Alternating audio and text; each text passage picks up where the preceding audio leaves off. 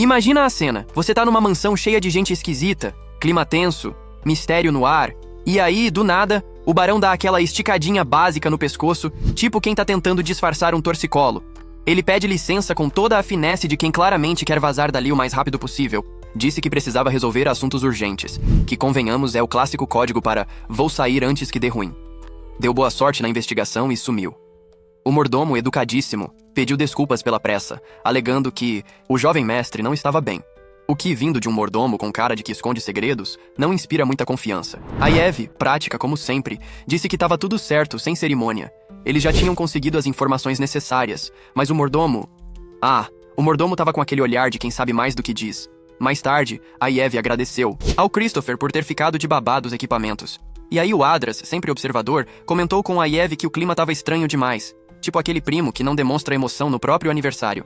Ele achava que tinha algo errado. A Eve, com aquele humor ácido de sempre, perguntou se era por isso que o cabeça de alga estava querendo agilizar a investigação. E o Adras revelou que tinha coisas meio suspeitas rolando. Tipo, como assim cobradores de imposto e investigadores somem do nada? E o Império só manda uma única equipe, um mês depois? Isso cheira a enrolação oficial. Mas o que deixou o Adras mais encucado mesmo foi o mordomo. A Eve lembrou de quando ele disse que ao saírem, o sol já estaria se pondo. Ele até ofereceu um quartinho para eles passarem a noite. A Eve firme recusou. Missão primeiro, soneca depois. E o mordomo... Bom, ele ficou com uma cara péssima. Claramente não era a resposta que ele esperava. Juntando isso com o fato de que ele e o barão estavam tremendo mais que vara verde, daqui, tá ligado, repetindo gestos e suando frio. Tava na cara que tinham. Coisa escondida ali. A próxima parada do grupo era o vilarejo onde toda a treta começou. Subiram na carruagem com o cocheiro local e o Christopher, todo organizado, sugeriu achar uma pousada assim que chegassem. A Eve cortou a ideia na hora. Nada de descansar. A investigação começa já. Prioridades, né? Mas aí, do nada, o Adras sentiu um negócio estranho. Tipo um arrepio mágico. Sua mana começou a flutuar, ficando cada vez mais intensa conforme se aproximavam do vilarejo. De repente, a carruagem parou do nada. Christopher já levantou o tom. O que tá acontecendo aí? Mas quando foram ver, o cocheiro e os cavalos estavam surtadíssimos, pareciam possuídos. A carruagem estava fora de controle. Christopher, indignado, soltou um: "O que tem de errado com esse cocheiro?"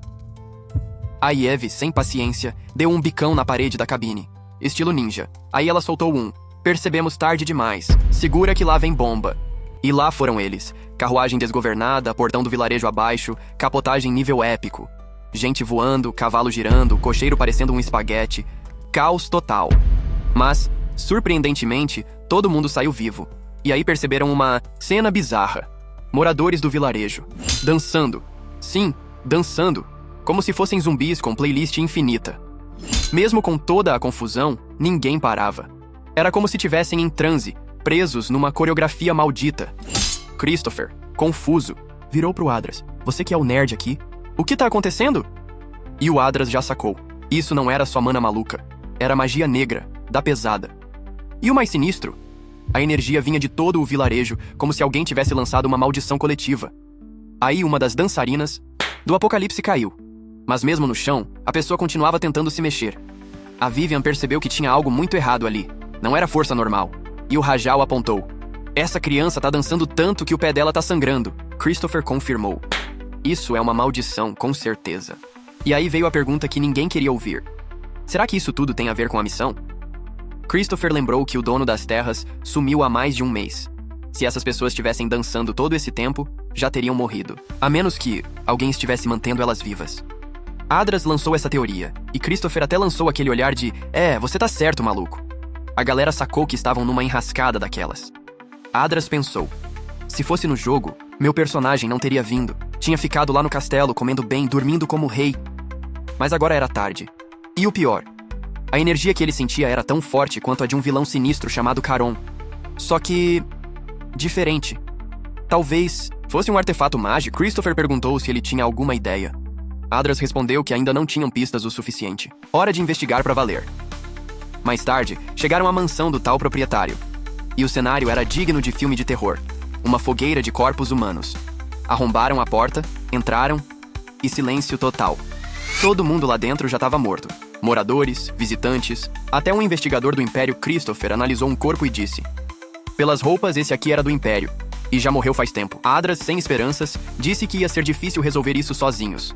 Mas suspeitava fortemente de magia negra. E Eve perguntou, com que base? E ele explicou.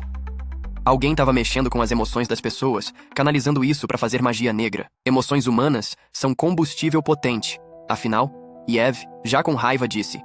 Então foi esse desgraçado que matou o dono das terras. Né? Adras concordou. Talvez o proprietário estivesse atrapalhando os planos sombrios do vilão. Christopher apontou para a fogueira. Isso aí faz parte de algum ritual, né? Adras confirmou. E Eve resumiu. Então é só achar o maldito e acabar com isso? O grupo se dividiu e começou a revirar a mansão de ponta a ponta. Estava tudo abandonado, em ruínas, mas parecia uma caverna. E nada. Nenhuma pista. Até que Vivian chamou o Rajal. Vem dar uma olhadinha nisso aqui. Mas a Vivian, com aquele jeitinho dela que não perde nada, chamou o Rajal para dar uma olhadinha no que estava rolando. E olha, quando o Andras também foi espiar pela janela, ele viu uma cena digna de filme de terror de baixo orçamento. Uma galera da vila vindo em massa, andando igual zumbi. Foi aí que ele pensou. Pronto, o feiticeiro começou o show dele. O pessoal lá dentro ficou tipo, ué, o que tá acontecendo? Porque aparentemente, ninguém notou essa horda. Entrando como se fosse hora do recreio. O Andras ficou bolado, achando que tinham deixado eles entrarem só pra fazer o famoso cerco mortal. E então o Rajal olhou pra Eve com aquele olhar de, e agora? A Eve, prática como sempre, mandou. Chega de procurar coisa, a missão agora é, vaza! Rajal recebeu a nobre tarefa de encontrar uma saída. Saiu correndo pela mansão como se fosse final de temporada, mas percebeu que já era tarde demais. A casa estava lotada de gente ensandecida. Parecia promoção de Black Friday. Ele gritou, eles já estão aqui dentro! E quando Rajal estava prestes a virar lanchinho de vilão, surge Christopher empurrando a galera tipo segurança de boate e gritando, protejam o mago! Eu cuido da linha de frente. Mas aí, claro, porque o universo adora drama, uma explosão acontece bem na cara dele. Adras, que estava ali pertinho assistindo tudo no camarote VIP, viu o corpo do Christopher caindo e sentiu uma fisgada no peito. Flashback de guerra. Crise emocional ativada. Ficou histérico, sem ar, zonzo. Um caos. A Ivy, vendo aquilo, literalmente pegou o cara no colo para sair dali. A Vivian, enquanto isso, abria uma rota de fuga pela janela. E lá foram eles. Ivy com Adras nas costas, fugindo como se não houvesse amanhã. Conseguiram sair, mas a maratona ainda não tinha acabado. A multidão vinha atrás, incansável. Foi então que Adras, finalmente recuperado, decidiu que era hora de mostrar serviço. Soltou um feitiço tão potente que parecia ventilador em dia quente. Derrubou todo mundo no caminho. A Ivy, claro, não perdeu a chance de zoar. Mandou bem, mas demorou cabeça de alga. Ele retrucou, dizendo que era melhor guardar energia. E perguntou se dava para rastrear o feiticeiro das trevas. Adras respondeu que agora talvez sim, porque o espertinho do vilão não estava escondendo a mana. Era como se tivesse deixado o GPS ligado.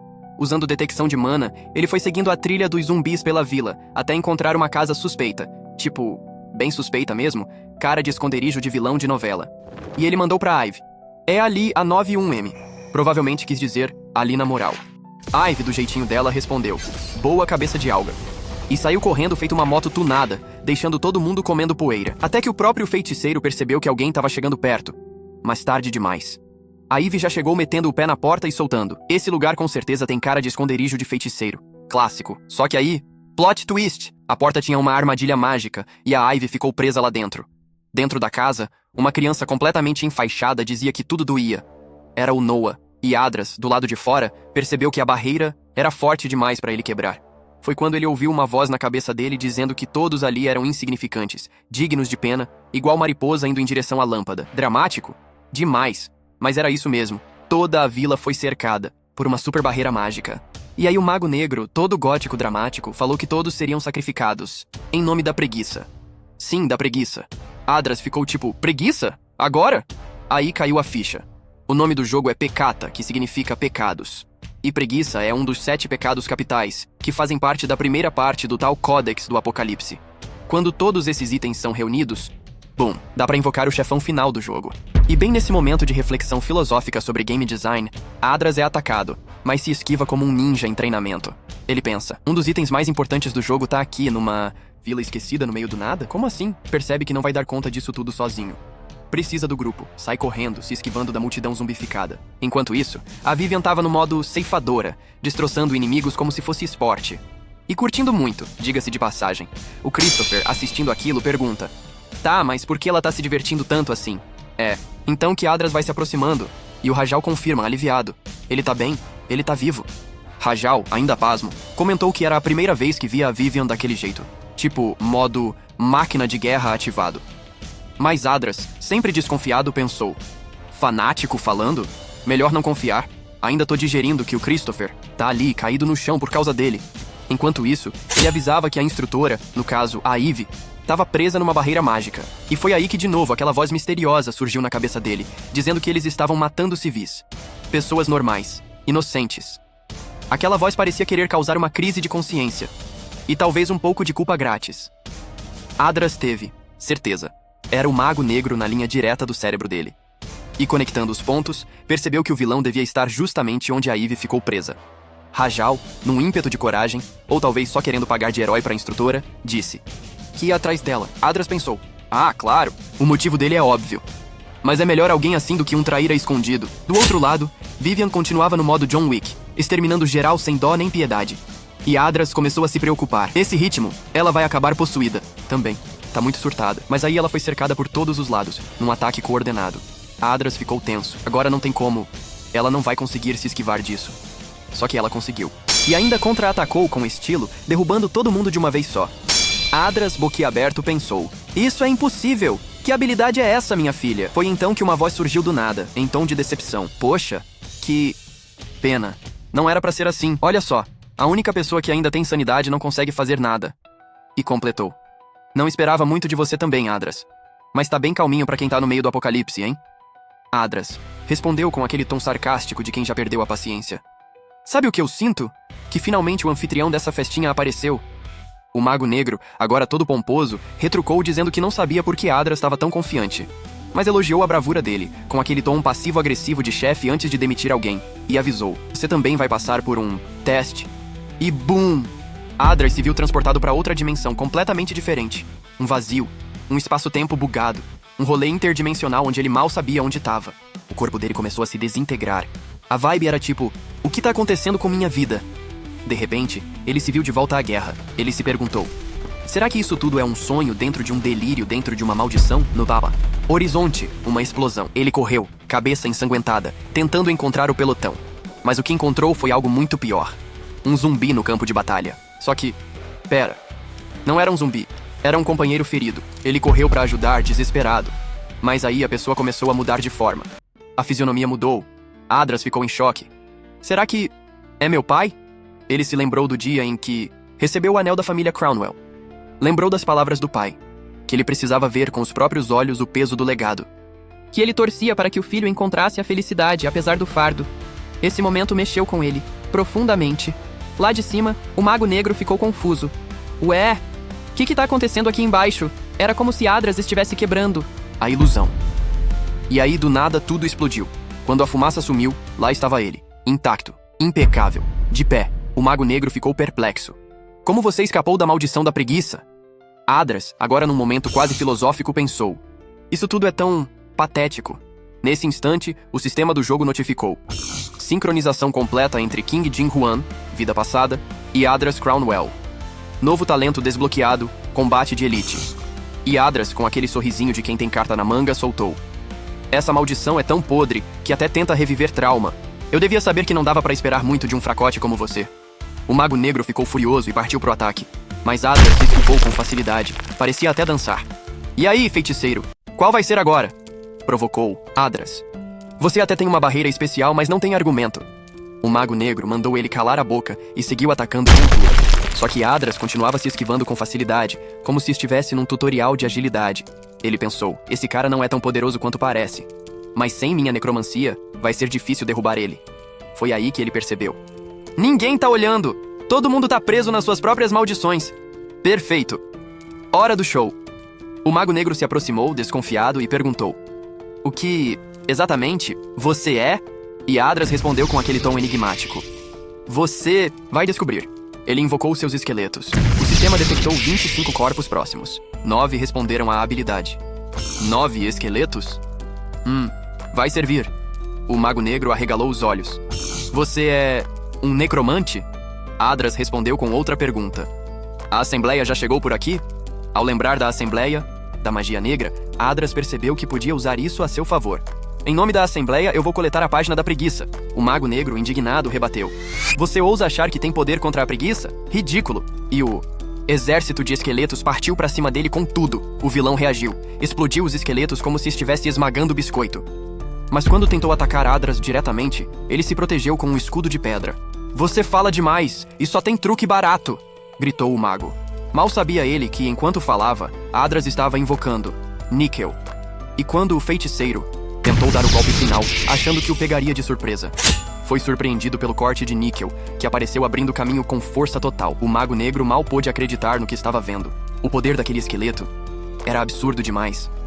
Adras observava de sobrancelha arqueada, tentando entender como, em pleno universo com leis mágicas complexas, um esqueleto, repito, um esqueleto, cortou a lança negra do feiticeiro como se fosse palito de dente. O vilão, indignado, puxou um artefato que parecia mais amaldiçoado que a gaveta de desconto de loja arcana.